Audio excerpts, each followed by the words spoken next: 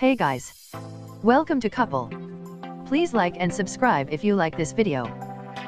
The White House has walked back a plan to impose new sanctions on Russia over its support for the Bashar al-Assad regime following the recent chemical weapons attack in Syria.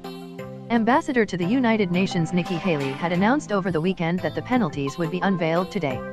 According to the Washington Post, there had been internal confusion in the White House over the plan, and after Haley spoke, Trump conferred with his national security advisors, and told them he was upset the sanctions were being officially rolled out because he was not yet comfortable executing them. This fits into what's become a well-established pattern of the president resisting his own administration's moves to take a hard line on Russia. Just this weekend, the Post reported that the president had been furious last month about the United States' expulsion of 60 Russian diplomats over the poisoning of an ex-spy in England. Trump had signed off on the plan but apparently hadn't realized the US would be expelling far more than other countries did. There were curse words, one official said, a lot of curse words. Given the ongoing investigation into Russia's role in his election, all this has raised questions about the president's real motives. On the other hand, sometimes it doesn't work that way at all. On Friday, the US launched airstrikes targeting the regime of Russia's ally, Bashar al-Assad. Contra Alex Jones, it does not appear that Trump was dragged into doing this by Secretary of Defense James Mattis and his other military advisors. Trump spent all last week launching a barrage of threatening tweets at Russia over Assad's action, and reportedly asked his advisors for military options that would punish not only the Syrian regime but also two of its sponsors, Russia and Iran.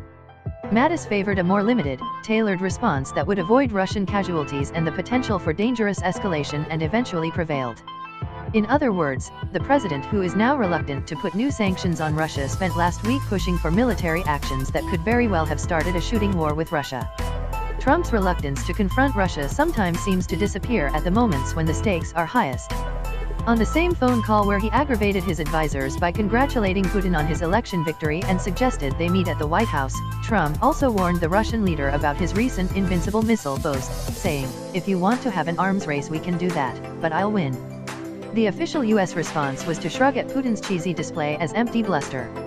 Trump has displayed enthusiasm for an arms race with Russia before and signed off, with no apparent reluctance this time, on an aggressive new nuclear posture to counter moves by Russia to modernize its forces.